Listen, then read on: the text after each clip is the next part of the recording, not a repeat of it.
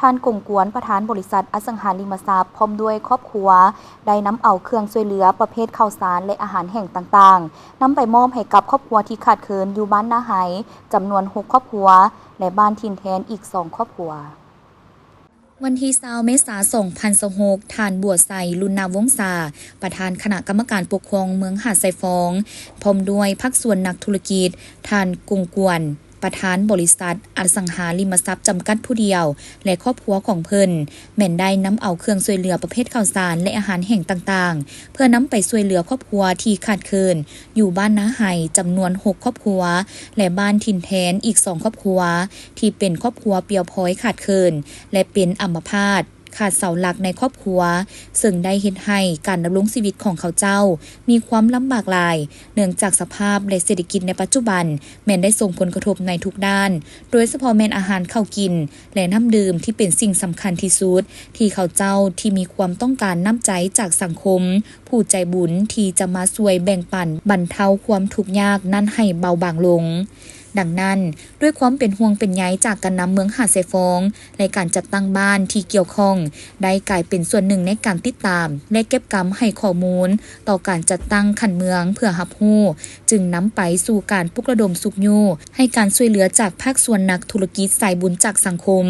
ซึ่งในนั้นก็แม่นท่านกงกวนประธานบริษัทอสังหาริมทรัพย์จำกัดผู้เดียวพร้อมครอบครัวซึ่งได้นำเอาเงินตนเองไปซื้อข้าวสารอาหารแห้งเพื่อนำไปมอบให้กับแต่ละครอบครัวที่ขาดเคินให้ได้รับพร้อมกันอย่างถึงที่จากการให้ฮู้ข้อมูลของการจัดตั้งบ้านนาไห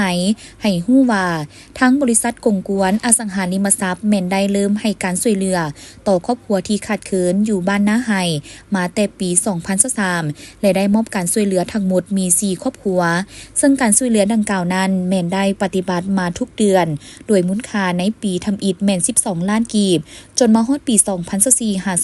2025และตกมาในปี 2026 นี้การช่วยเหลือดังกล่าวแม่นได้เพิ่มขึ้นอีก2ครอบครัวเป็น6ครอบครัวสั่งรวมเป็นมูลค่าการช่วยเหลือทั้งหมดในระยะผ่านมาแม่น76ล้านกีบส่วนอีก2ครอบครัวที่ขาดเคินอยู่บ้านถิ่นแทนนั้นแม่นได้ให้การช่วยเหลือเป็นปีทำอิฐโดยทานกงกวนประธานบริษัทยังได้กล่าวตื่มว่า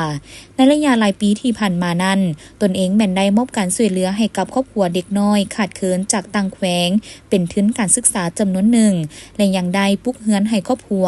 ที่ขาดเคินอีก6หลังโดยมีมูลค่าทั้งหมด